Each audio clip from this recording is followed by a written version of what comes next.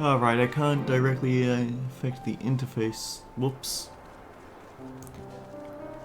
Oh well, greetings and salutations everyone, I'm Ekamak, this is Final Fantasy Dawntrail. Not going to be a long stream today, just a quick wrap up for the caster DPS role quests. I'm not even going to do a little side mission to warm up, we're just going straight into it.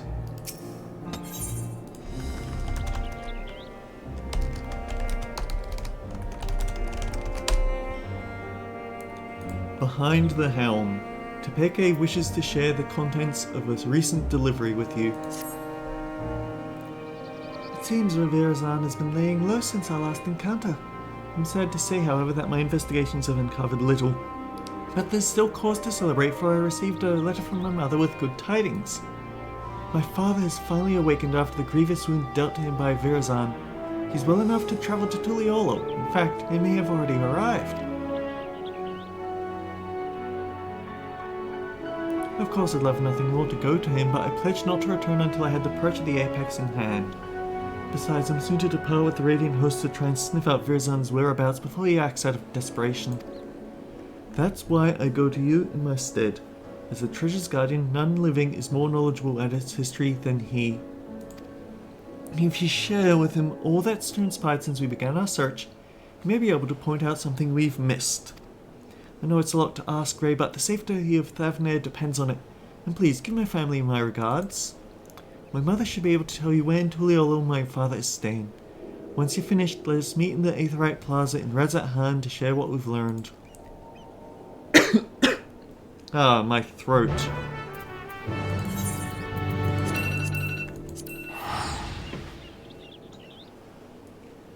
Alright, off to Tuliolo.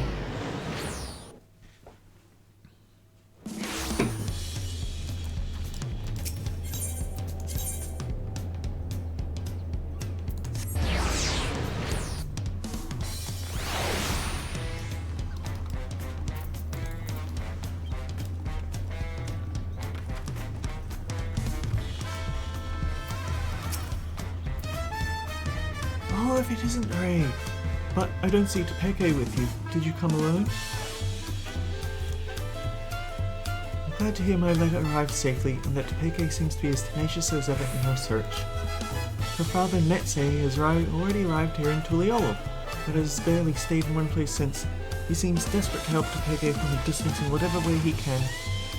He told me he was travelling to Perion Plain in search of information he assured me was quite vital. If you wish to speak with him, he'll doubtless be in the area.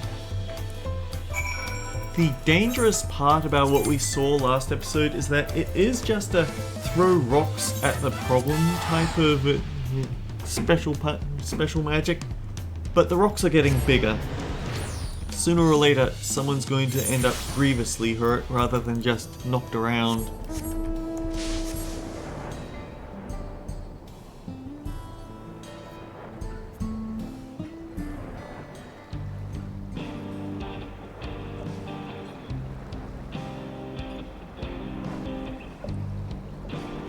I really need to fill up my water bottles.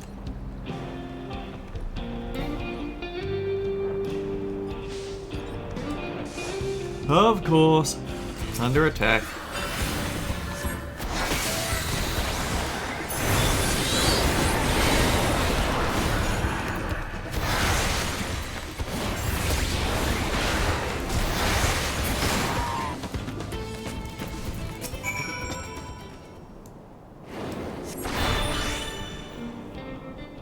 And Luna Bahamut didn't even stick around that long. Thank you, Traveller. I overextended myself. I've but recently recovered from a severe injury and was full to confront such a beast alone.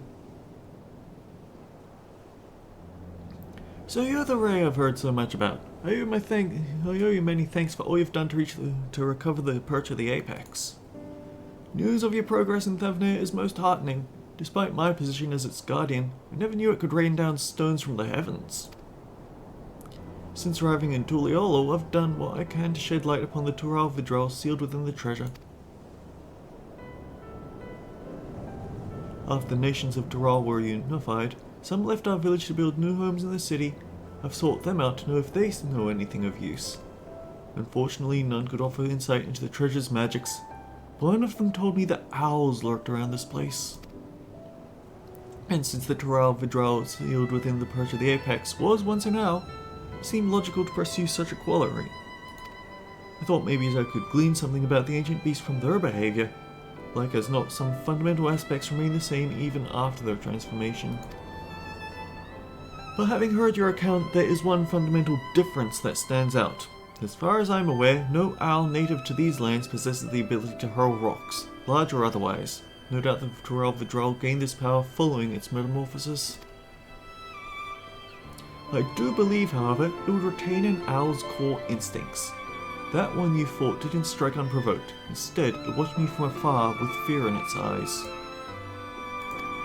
While this is normal behavior for most animals, I was surprised by how suddenly it descended upon me the moment I started approaching. It sensed danger and attacked preemptively. I had the same thought. The owl sensed a threat and chose to confront it rather than run for it. The same impulse may have driven the Narwhal Beckons. Indeed, that correlates with something I heard from one of my countrymen who relocated to Tuliolo. He spoke of a continuation to the tales passed down from the elders. By the way, this is Tepeke's father, who we are sent to ask for any clues he might have about the magic. No hunter's arrow could fell the apex. It was struck down in a storm of its own wrath, made wild by a heart of fright. Thus it was sealed away at last. Now, judging from the owl's behavior, I can theorize that the treasure is activated when its bearer senses danger. And accordingly to the story, this power can easily get out of hand if its bearer is panicked. Of course, this theory must be tested first. Verizon will certainly use the perch of the apex again. When he does, I ask that you and Tepeke pay special attention to the circumstances leading to its activation. You have my thanks, loath I am to admit it. I've yet to recover from my long convalescence, and would only be a burden to you. I wish I could aid my daughter another way, but you more than make up for my absence. Please lend her every bit of knowledge you have, Ray. I pray my daughter will soon return home, treasure in hand.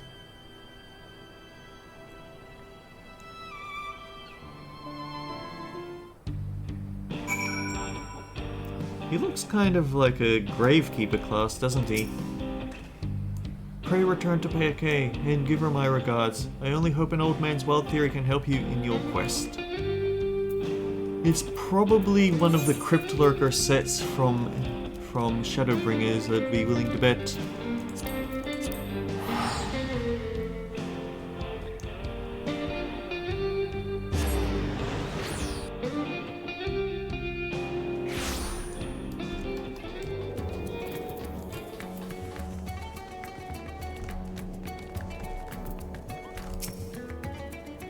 Pray, you came just in time. Verizon has shown his face at Rad's at hand. You can tell me about your journey to Tuliolo later. For now, come with me. Oh, straight into another cutscene, huh?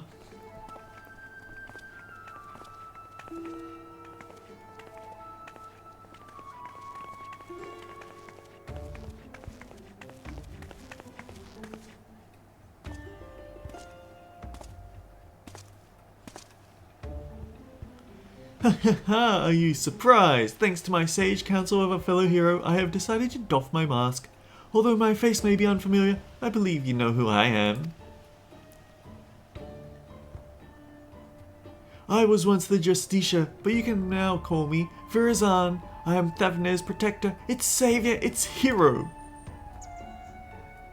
You may have heard salacious rumors that I have orchestrated the very attacks which I so valiant drive back. That was behind the catastrophe at the Uzneg Canals. I am here to assure you that these are false aspersions, all cast by those who are envious of their betters. I give my life for this fair city and its people. I would give more still if I could. What should we do? Might be best to lock him up before this gets out of hand. Wait, we don't want him raining rocks down with all these bystanders around. For now, keep a careful eye on him. All I ask is for your respect, your adoration, a dream held by all, but realized only by few. I would be one of those few.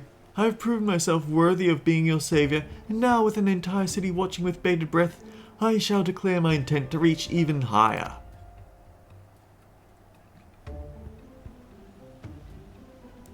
Yes, for I can protect you all the better as your ruler. I shall retire the mantle of hero and take up the crown as King of Redzathan.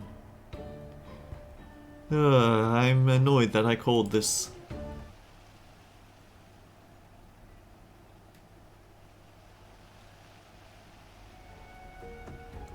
Boss has gone mad.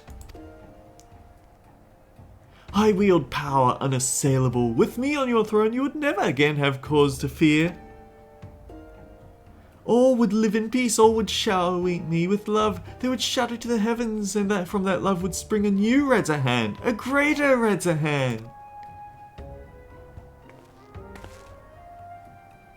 Enough of your lies, Verzan. The power you wield protects none but yourself. To everyone else it brings only ruin.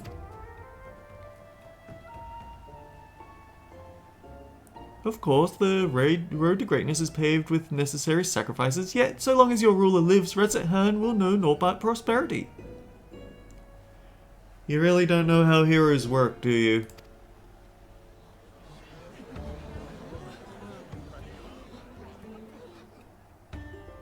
You think you're better than Master Vitra? He bore this city and its people on his back, while you look fit to collapse under the weight of your own armor. You know, leader, you're a damn joke. Does this man speak for you all? Is there not one among you who would follow me into a brighter future? But I am nothing if not magnanimous. Until you find the wisdom to accept me as ruler, I shall continue to stand vigilant as your eternal shield. Stop this, Verzan. You're only making it worse for yourself.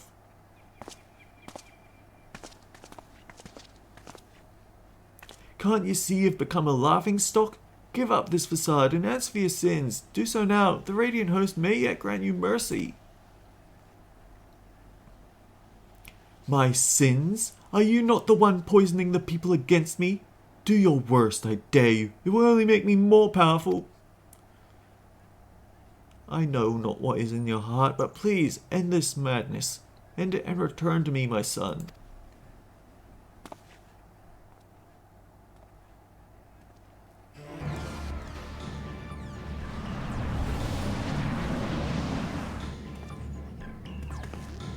Don't get any closer. You two? Why are you...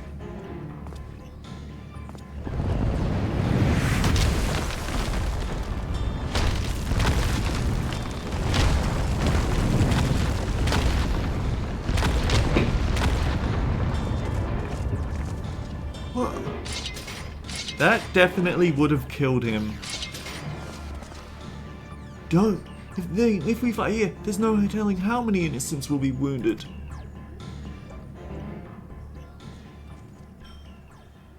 Pathetic as ever. I tire of this farce. I've declared my intent to become King of Redzathan. As for you two, this is no place for a battle between heroes. We shall meet again, mark my words, and then we shall decide who is the mightier.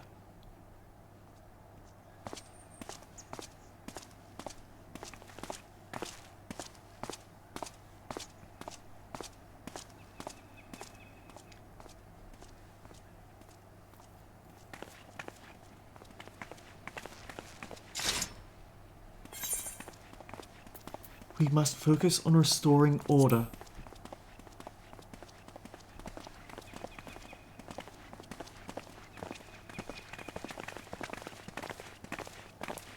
You're right, of course.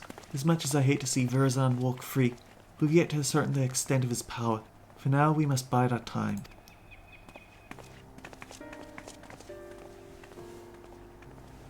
I noticed that despite all his proclaimed love for its people, he didn't even look back at them as he retreated. Perhaps he couldn't bear to look them in the eyes.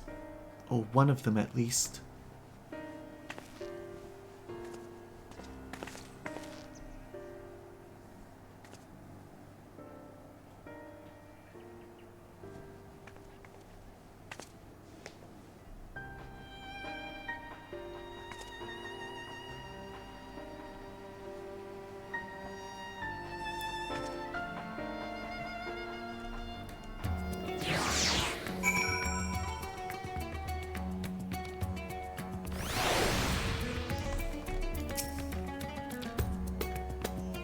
Hello, stranger, you a challenger too? Seems House Hernairs are deigned to open up part of their treasure vault in an effort to lift spirits in the city. Oh, I guess that's reference to the treasure maps. I just had a thought, we should speak with Virazan's father, Ray. That was a disaster. Virazan is truly lost. At the very least, he's committing himself to fomenting unrest within the words at hand. And although he's my son, I cannot condone his actions. His words are grand but empty, and that ridiculous arm is nothing more than gaudy decoration. He is truly the embodiment of false heroism. What's more, this latest debacle has surely made him a criminal in the eyes of the Radiant Host. All I can do now is to beg them grant my son some small degree of clemency. Before you go, may I ask you something? After Virazan called down the rock, did you see his expression? I thought it peculiar, but I'm curious as to what his father saw in that face. Aye, it was a familiar look. When I used to scold him for losing himself in make-believe, he would get that same cast in his eyes. The look of petulant rage, as if he resented me for pulling him out of his reverie and into harsh reality. He hasn't changed. I'm sorry, I must go. Just as I thought, even clad in his shining armor, he can't bear to be told no. Now his childish games have taken a malevolent turn. But for now we should return to Yedley, Mad. I still have to hear what you learned in Tuliolo, after all. We can't just end it here, we've got to go somewhere else.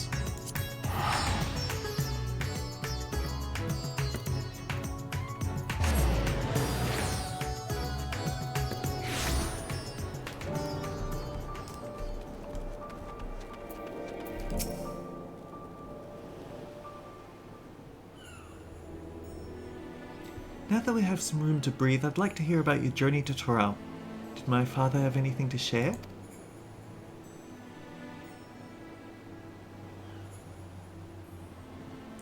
I'm heartened to know he's well enough to go chasing after owls and such, though I wish he'd take more care.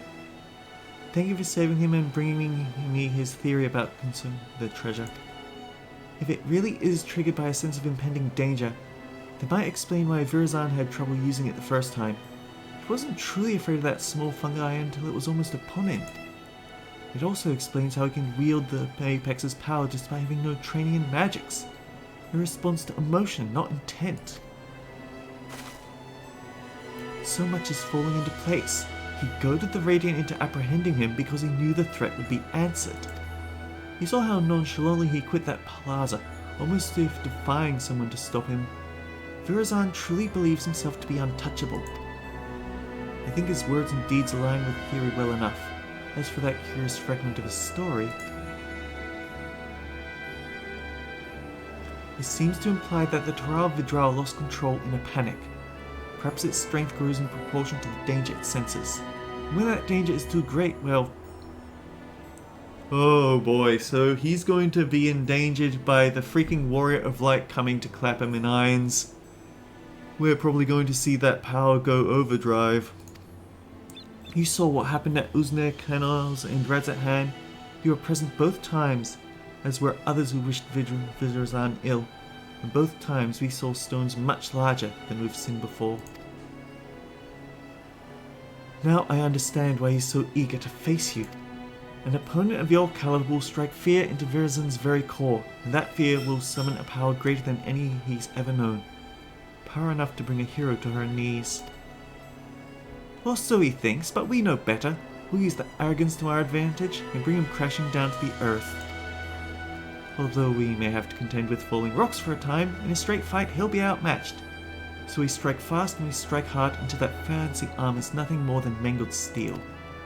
Although you may prefer to put your foes to sleep or whatnot, we know he has a bit of an arsenal of alchemical concoctions at his disposal.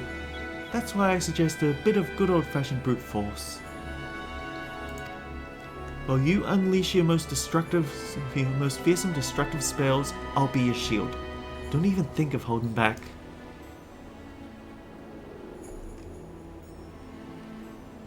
I look forward to fighting by your side. Now we simply have to find a suitable arena. I shall consult the Radiant Host as to the location. Once that's decided, we'll confront Virazan for the final time. Or he'll pick for us.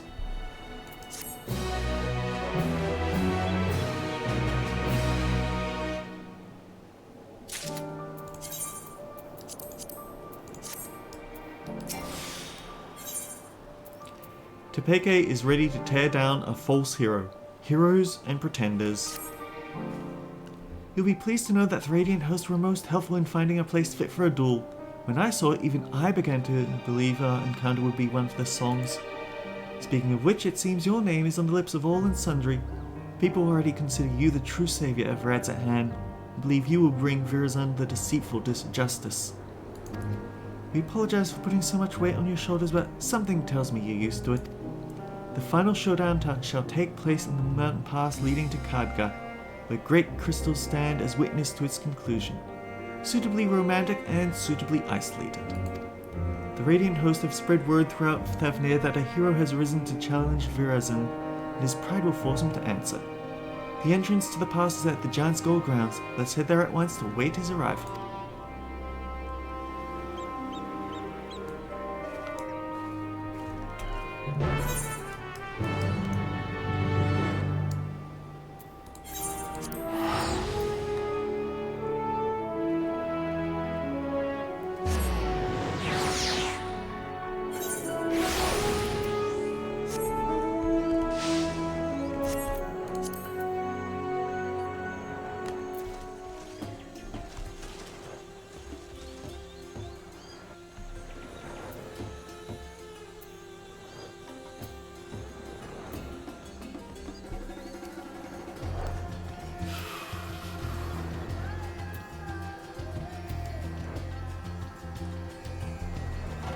Yeah, if you'll forgive me a cheesy moment, but he's gotten it backwards. A real hero sacrifices themselves to help others. He sacrifices others to help himself. Sramu has opened the way towards the Khadga. I'm sure Virazan will arrive before long, then we'll wipe that arrogant grin off his face. But first we should check our gear and gird our loins for battle. Are you ready, Ray?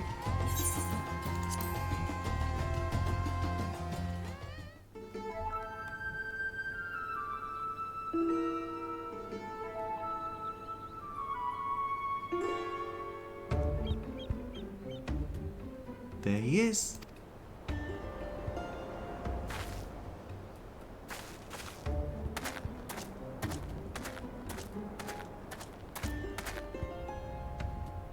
Through the cragged peaks of Khadga, desolate winds blow over the field of battle.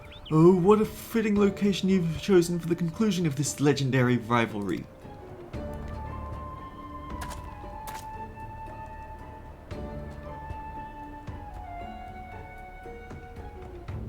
I was right not to face you before, in environs unsuited to a struggle between titans. Now my patience has been rewarded, my heart races in anticipation.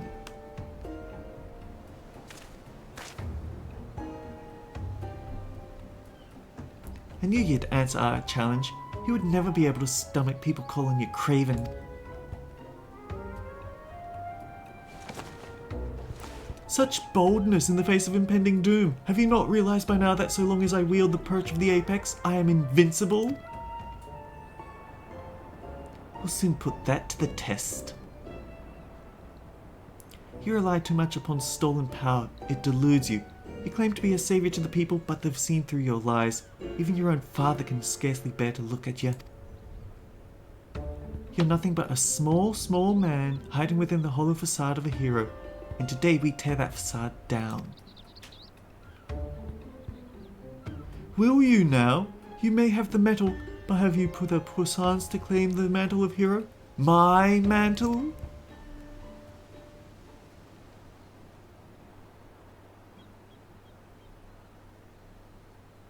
It strikes me that my boisterous, heroic voice really did come all the way back then from... Oh, Unbound, Virazan the Deceiver. Comes all the way back from Crosscode. The time for us is past. Follow my lead. When I was voicing Apollo, it's very unfortunate to know that his voice has roots there.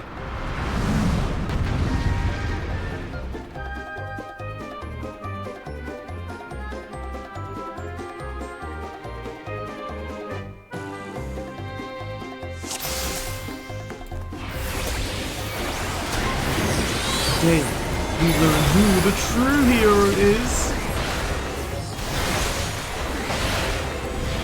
And the perch of the apex awakens. It's a good thing that we can tell when he's going to drop those rocks in different places. Run! Run or be crushed under the hail of stones.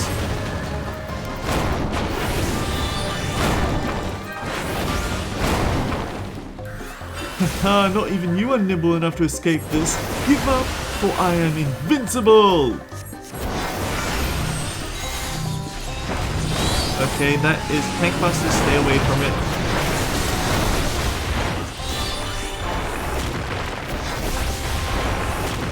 You are as fierce as they say, yet I will concoct potions concocted by Thevenir's finest alchemists.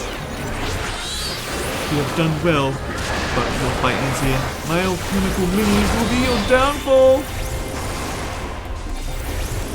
Stop them now!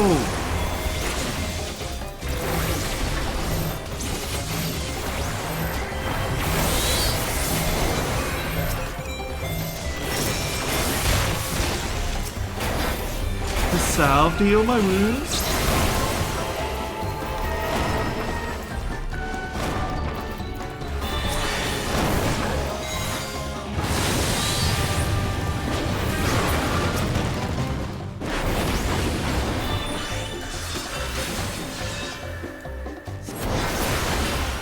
You defeated them already? But, of course, who would wish this duel to end so quickly? Don't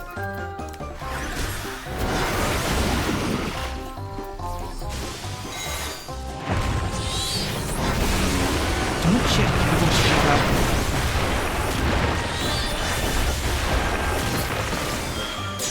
Yeah! Gah! Oh, he's getting stripped. My armor! My armor! The artifact, I've never seen it shine so...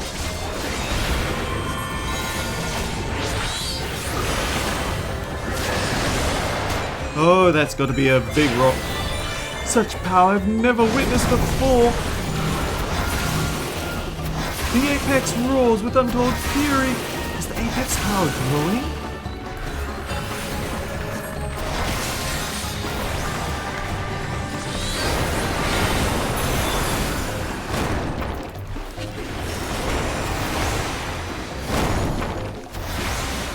Why won't you fall? This cannot be. I'm meant to be king. I will not fall ere I ascend the throne.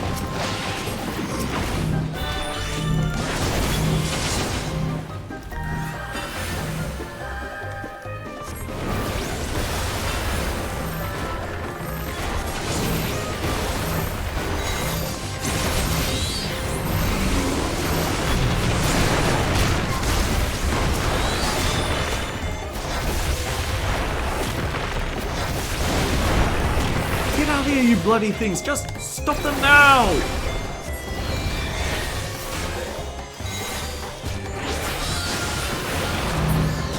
Oh boy, that's messy.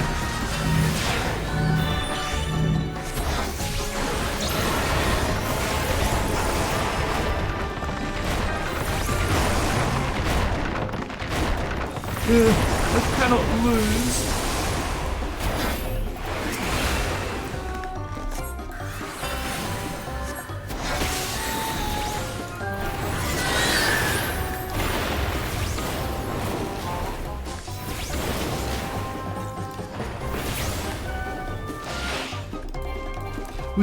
We both suffer grievous wounds. Perhaps we should consider this a draw?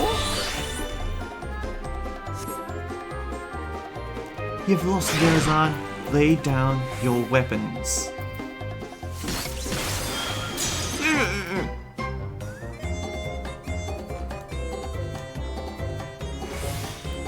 I'm utterly defenseless. This rusted piece of wood was supposed to make me invincible. I can't do it. The artifact, it's... Oh boy. Quell the purpose of the apex. It's out of control. What? Verzan can't see past the fear in his heart. The Apex is in responding fine. We have to stop it. He can't. And like this, I won't let it. I won't let it.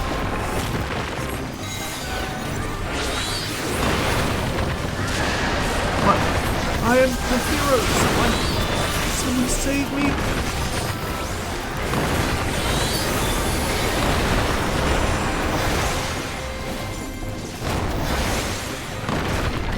It'll swallow us out if we don't stop it soon. I noticed.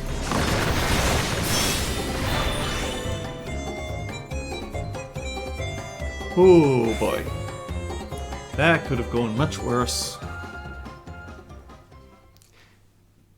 He couldn't even be the full boss fight on his own. He had to have the totem go berserking to knock us around a bit.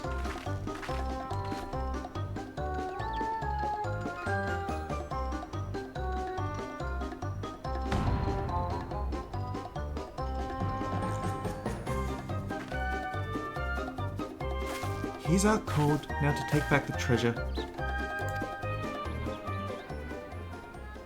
Wait, this can't happen. A hero never falls. I must retreat. Yes, a tactical retreat, a noble retreat, so that the Justitia may live to save another day.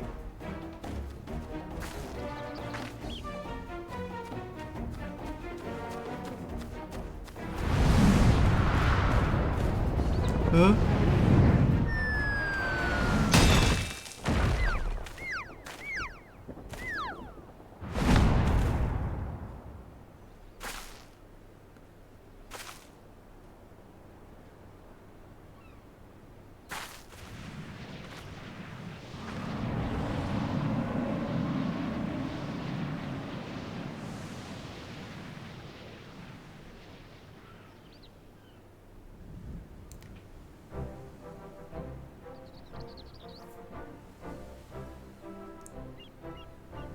I suppose the apex wasn't finished yet. And it seems Verzan, in his cowardly haste, neglected to look skyward. Was it an unfortunate accident?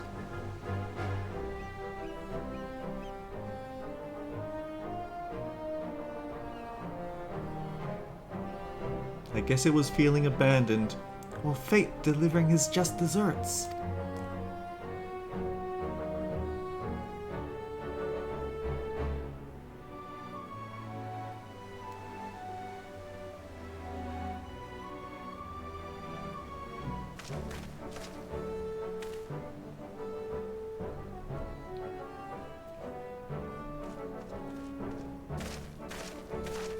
I guess they're gonna parade him through the streets naked or something.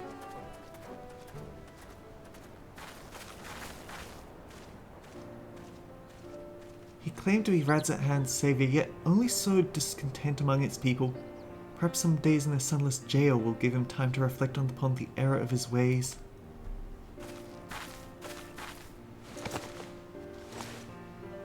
And now, I finally recovered the perch of the apex. Thank you for coming with me this far, Ray.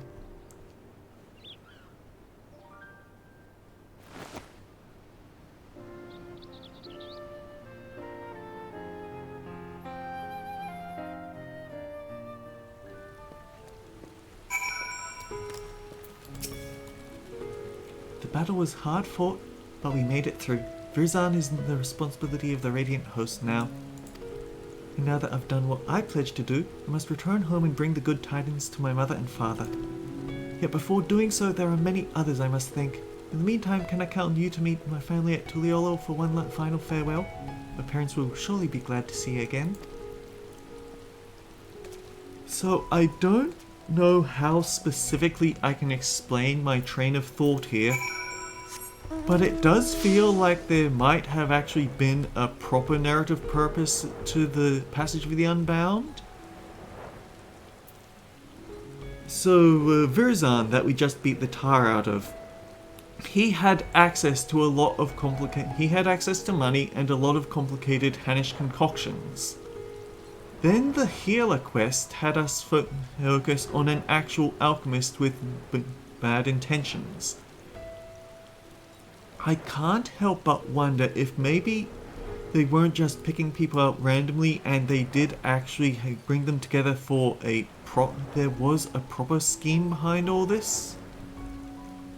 That there were connections between all of them that the mastermind of all this was able to utilize before sending them off on their own ways with their own totems.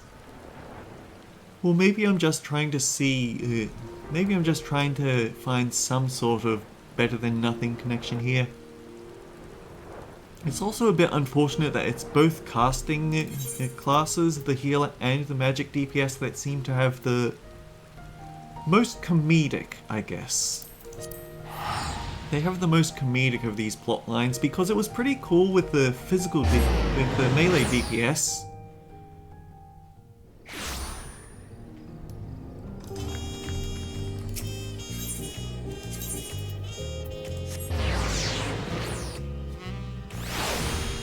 Honestly, this episode, this stream is probably going to be short enough that it could have just been a Let's Play episode, but it would feel bad to have everything but one scene on the Twitch, so we did that. Anyhow, I didn't expect to see it until they all go again so soon. Is Tepeke well?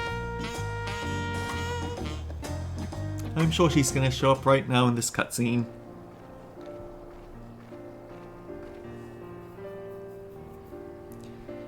She really did it, and the man who stole our sacred treasure will answer for his deeds.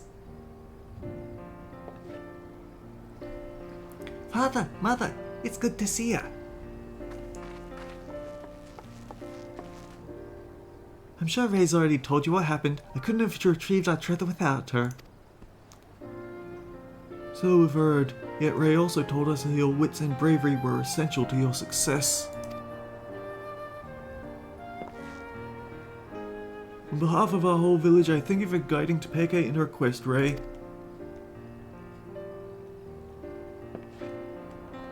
Now the perch of the apexes must be returned and put under careful guard once again. The story of Toral Vidral's demise proves that we are not meant to wield its power as our own. I'm sorry, Father, but I disagree. Once I return to the village, I want to tell everyone what happened in Thavnir. They need to know what the treasure is capable of, or we risk forgetting once again. No more mystic secrets. I won't deny that Apex's power is dangerous. I saw with my own eyes what happens when it's wielded with abandon. Yet during the course of our search, I also saw potential. If we fully understood how it worked, we could use it without risk to ourselves or other people. We could turn something we once feared to our advantage, instead of letting it become obscured in legend. I can see the reason in that. We must be ever ready for danger, even in times of peace. Should our safety be threatened, the treasure may grant us a means to protect ourselves. But can we be trusted to use it responsibly? Great power breeds great desire. Someone with the same ambitions as Virzan may rise again, perhaps from among our own. I dare say once I've regaled them with the rise and fall of the Justicature, they'll think twice before following in his misguided footsteps. As our forebears relied on the legend of the Toral Vidral's fate to forbid the treasure's use, we can rely on the story of Virzan's fate to urge caution. This time, we have someone who lived through it to tell the tale. Of course, if I'm going to be guiding people in safe use of potentially dangerous treasure, I see no choice but to inherit my father's position as its guardian. Some may raise their eyebrows at the prospect of loose-lipped Tepeke serving as the perch of Apex's protector, but I've grown from my mistakes. And who better to tell the tale of Virzan's and Tepeke's failures?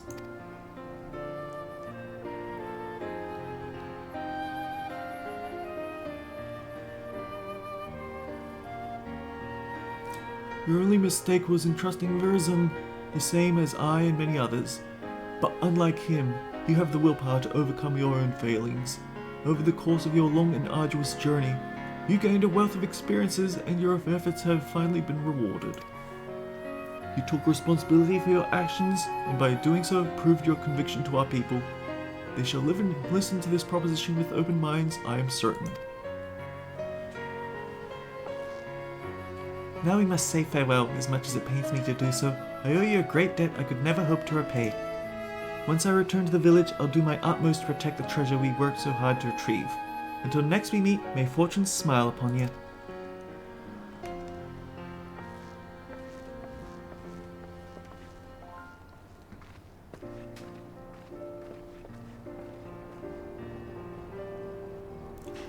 I guess those were one of the tribes we actually have seen around Tuliolo because they are connected to the Wandering Makoti.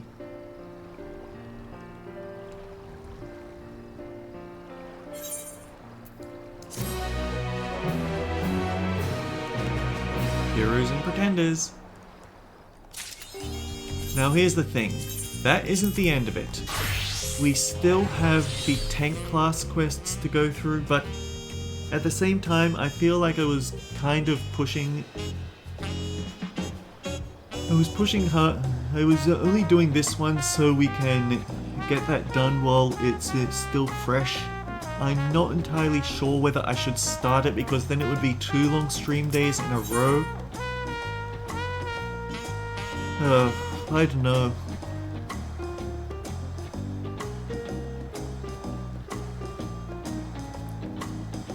$20 plus whatever quest will be on at the time. We will still keep this short. The Narwhal Beckons. The young woman gazes into the horizon with a troubled expression.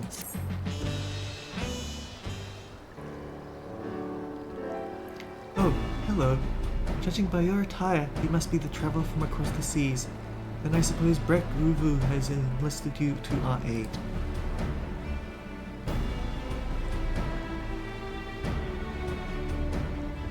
Think that you were guided here safely must be the work of the brave Narwhal, who remains watchful even in this dire time. We are ever grateful for its vigilance. My name is Lozan Kunekwe. I hail from the northern reaches of Zaktural, where even our breath freezes when caught in the chilling winds. Our people revere a Tural Vidral of the Narwhal, whose essence rests in the cradle of the Sleepless, our most sacred treasure.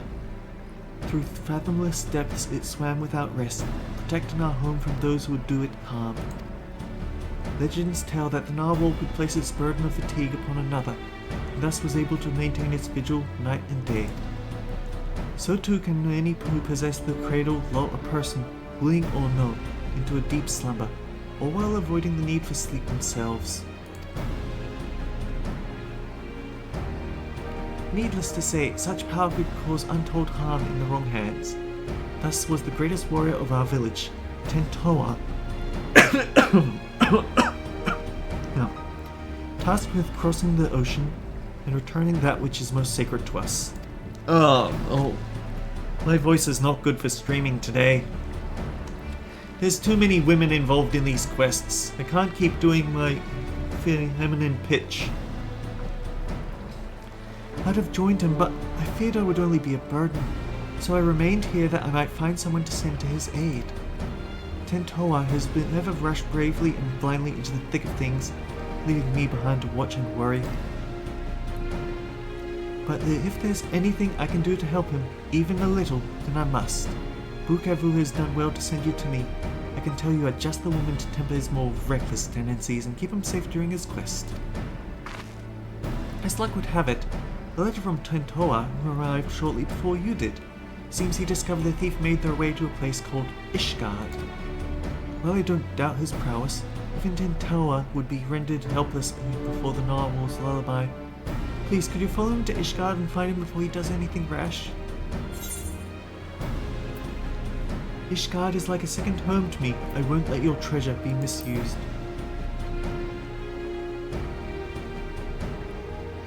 Thank you, Ray. I knew the Narwhal would guide a brave protector to our side.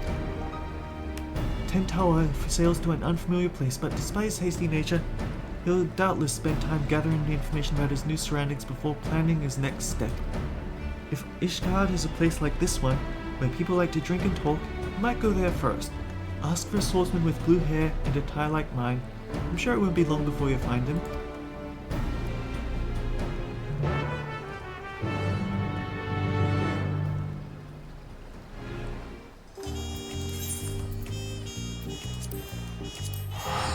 Back to the Foundation.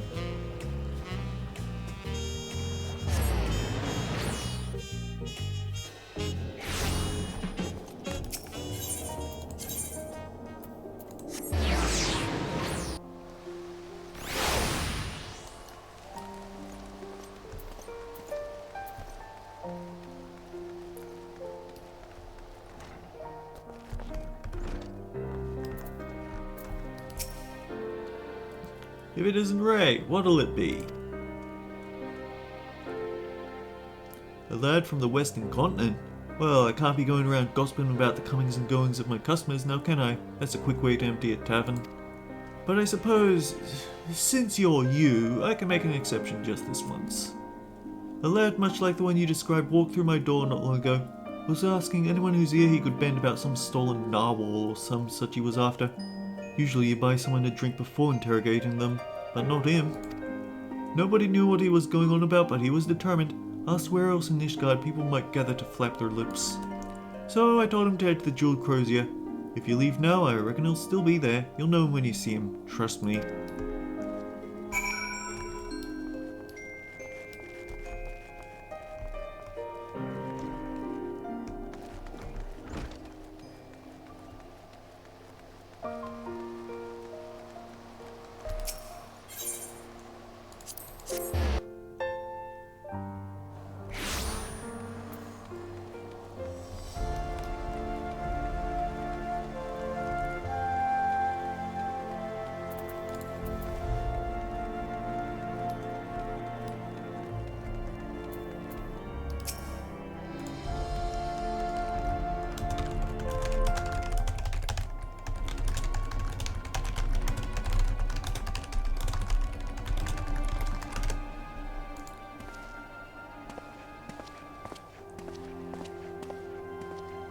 But you're useless.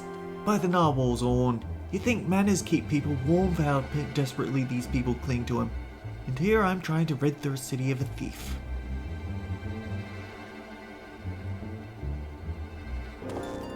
Yeah?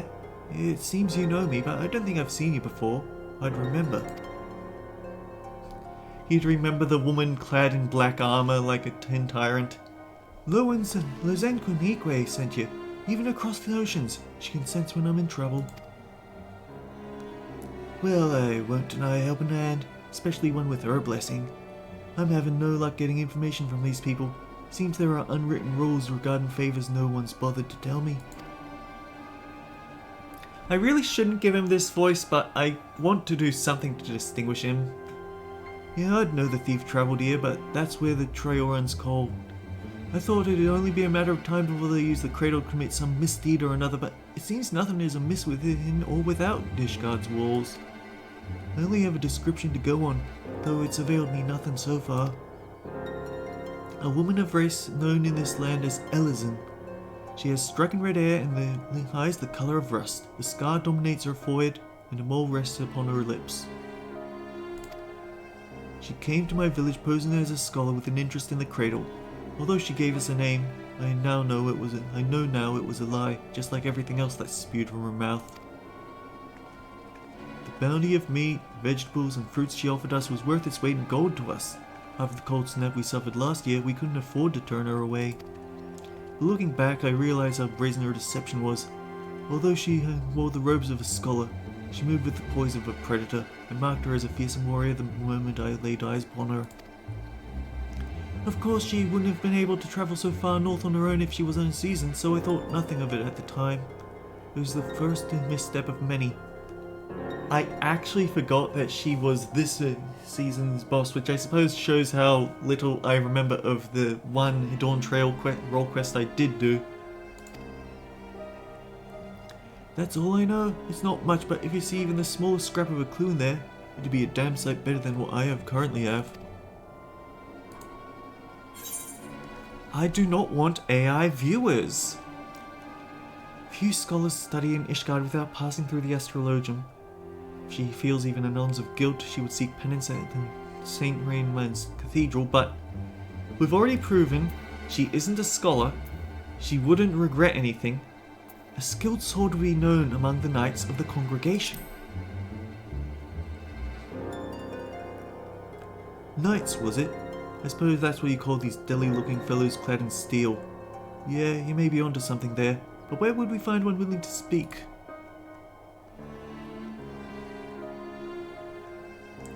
At their barracks near the tavern? I know the way, I'll meet you there.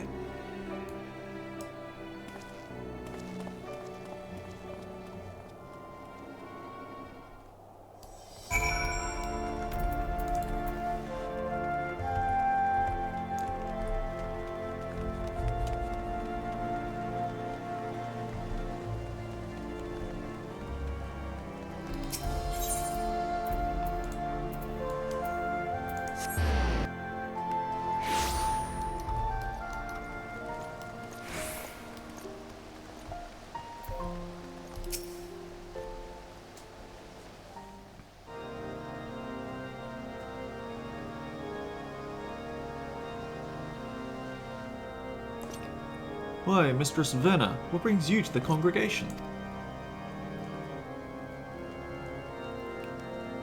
This Passage of the Unbound is not a name I've heard before, but if one of their number has brought an artifact of great power to Ishgard, we would be ill-advised to suffer their presence. We shall act on this information at once. If there is aught that would threaten the peace, it is our duty to root it out. Consider the knights of the congregation at your disposal. Thank you for hearing us out, truly. Now, does anything about the description we shared ring a bell? An Elizan woman with red hair and eyes the color of rust. Wait, you said she bore a scar on her forehead, yes? And a mole? No, it couldn't be. You know who she is? Well, such information is usually privy only to those within our order. Pray understand my hesitation. What, weren't you listening to anything we told you? She's too dangerous to be left alone. This isn't the time for secrecy. I know I'm a stranger in your city, but I can't stand by while innocent lives might be at risk. If you can't trust Tentoa, then trust me.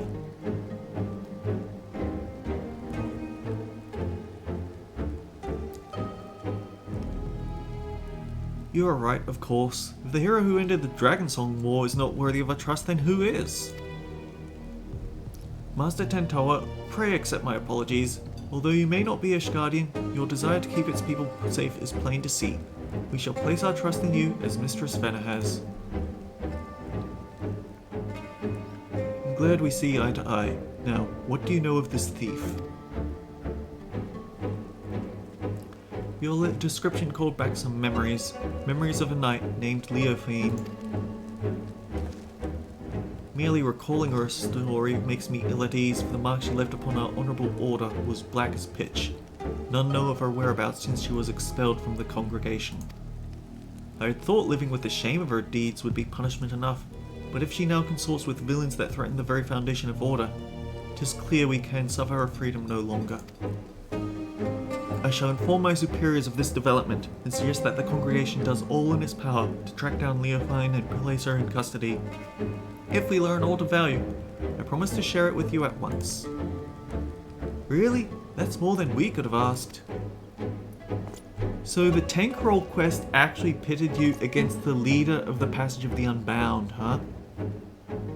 I guess that's why this is one of the better ones that I can think of. Suppose we ought to consider what to do in the meantime. Care to join me over there, eh?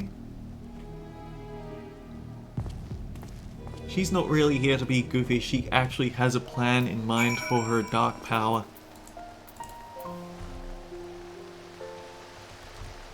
Alright. So now we have a name. Leofane, a former knight of Ishgard. That means she won't know how to hide her. That means she knows how to hide herself in the city well. Grasping about at straws won't get us anywhere. My own unfamiliarity does little to help our chances. We may have no choice but to wait until the knights discover a lead. Nevertheless, I intend to spend every waking moment learning more about this city and its workings. As for you, I will ask you that you be ready to move at a moment's notice. Until then, be well.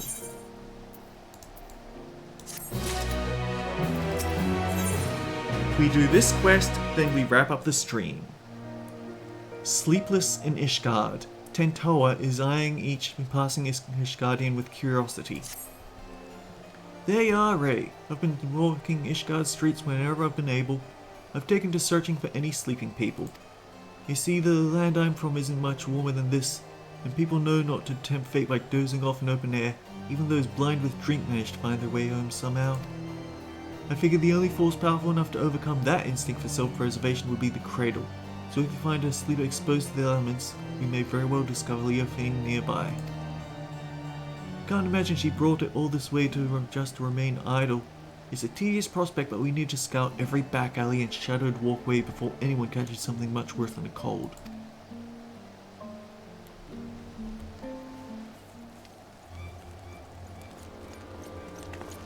Mistress Venna, Master Tentoa, I bring good tidings.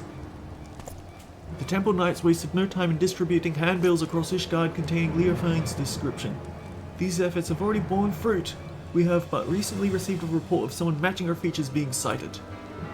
Really? Where? She was sighted near Camp Dragonhead by a patrolling sentry. He described a woman with red hair and a distinct scar on her forehead. The outpost can be reached by passing through the gates of Judgment and heading east. Once there, speak with Sir Egenoir for the full report.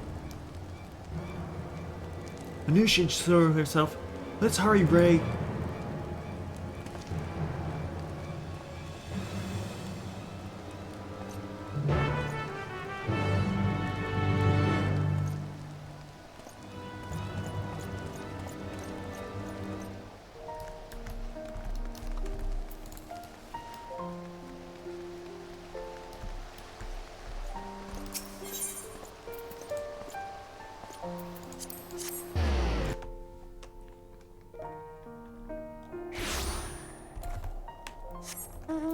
Oh, actually, have you seen the Gathering class? Have you seen the level 90 Gathering class, the Gathering Beast Tribe mount?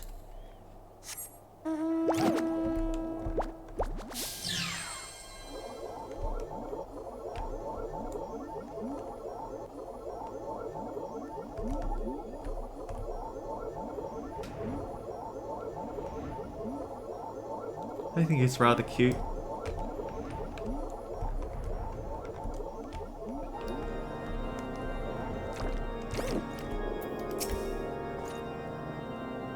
Ah, I was informed you were on your way. This is a concerning report by one of our sentries, yes? He cited a woman matching the description in the handbill sent by the congregation. She was heading south along the footpath, but that's all we know. Yeah, this is Egenoir. What? Oh, hold fast, I'll send aid at once. What happened?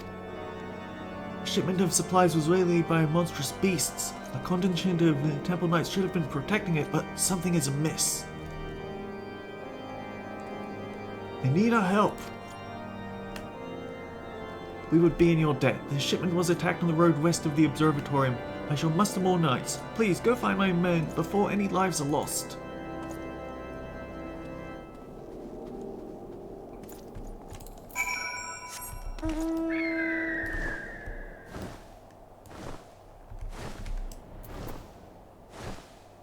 And of course we have our Nidhogg bird over there. And the Air Wheeler. Summon forth your Air Wheeler A9. The lights aren't merely for show, and actually make it go.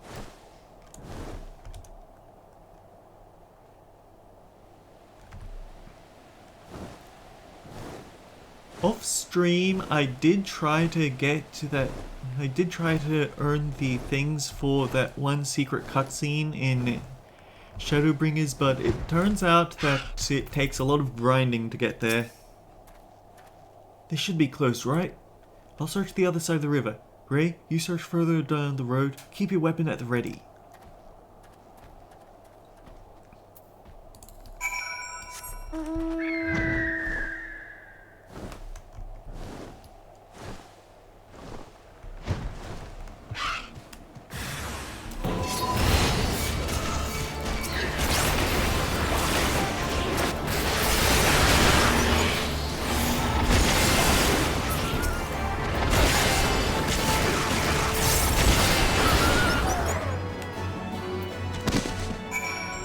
Dark Knight is so satisfying. It's just a shame that it's very low defensively.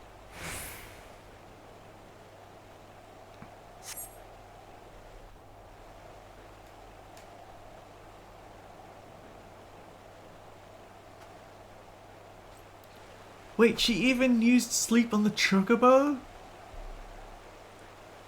You saved us. We were almost...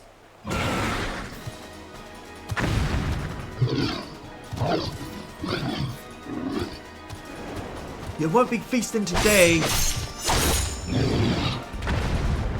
Not a moment too soon.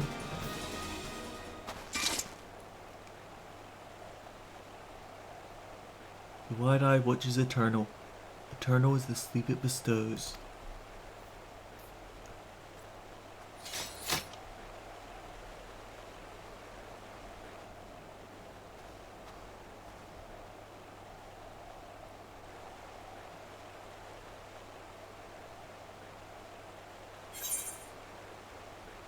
We were too late.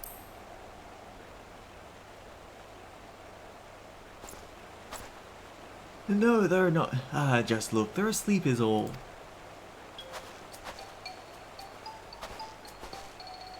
Good.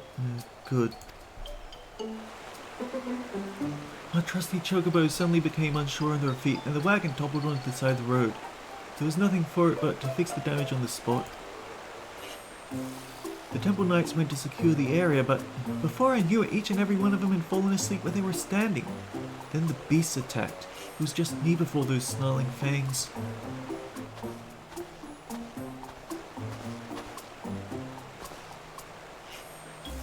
Time to wake up. Sleep here any longer in the cold will have you.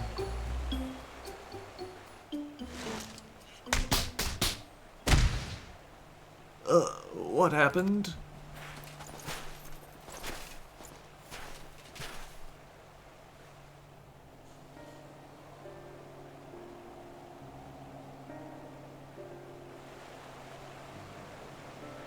We fell asleep, but we were patrolling.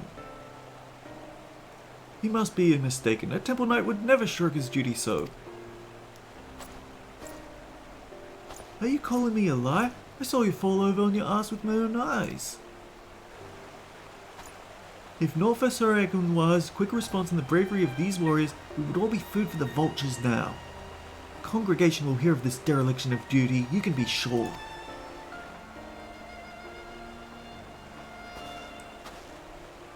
Now hold on just a moment, they are the ones to blame. A sacred relic of my people was stolen and... now isn't the time. Sorry, forget I said anything. Whatever dizziness overtook the chocobo seems to have passed, so I'll resume my journey once the carriages are repaired.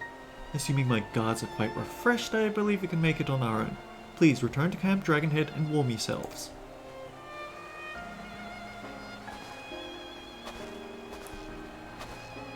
It's no coincidence that the giant birds and the two gods took leave of their senses around the same time.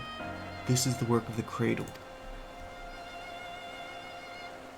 But even if Leofine was here, she is no longer. Let's return to the city and consider our next steps.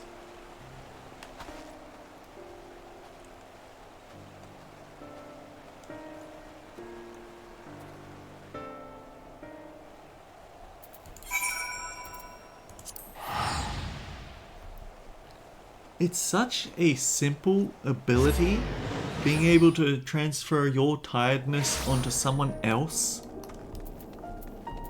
but it is extremely effective and actually quite dangerous in a place like Ishgard where falling asleep could mean your death.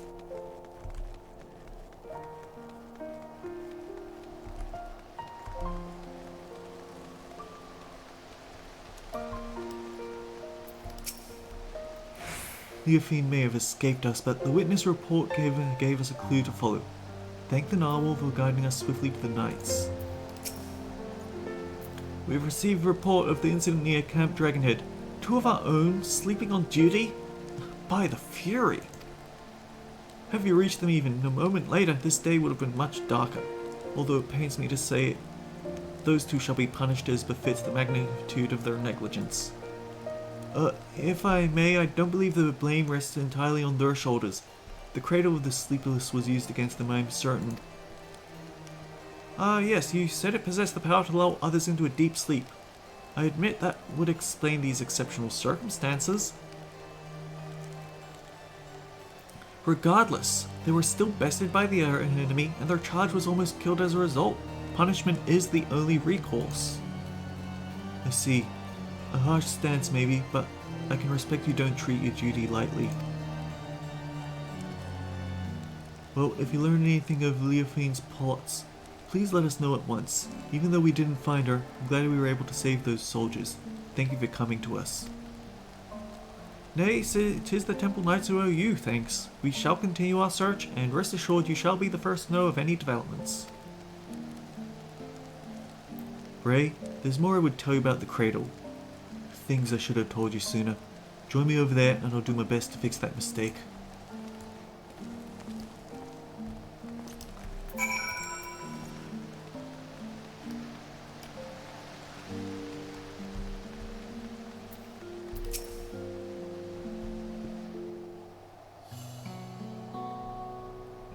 Now you've seen with your own eyes what I've only been able to describe. The Narwhal's lullaby can put even hardened warriors into a restful slumber. They may as well be defenseless as the newborn babe, but even with such power, my people have never used it to attack our enemies. Its sole purpose has been to keep a single person awake, an eternal guardian who would never sleep, never rest, the Wide-Eye, me.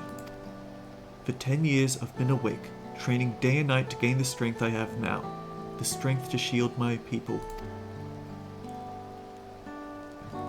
Of course, another must receive the weariness I cast aside, the Shut-Eye. You've met her, in fact, Lozanique. As I've been awake these 10 years, she's spent the better part of her days in a deep slumber. Her brief periods of wakefulness are spent exercising and eating so her body doesn't waste away. And so we've barely spoken despite how much I depend on her. When we were young, we spent our days exploring mountain paths, but that time is long past. Telling you all this now, I realize how very little of my life has been dedicated to my own pursuits. Lozanique and I have both devoted ourselves entirely to the protection of our village.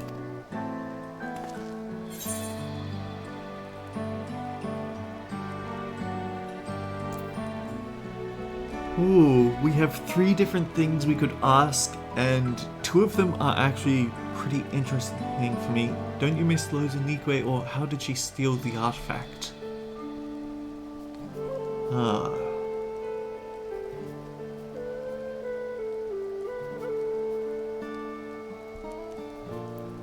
How did Leofine steal the artifact from such an accomplished warrior?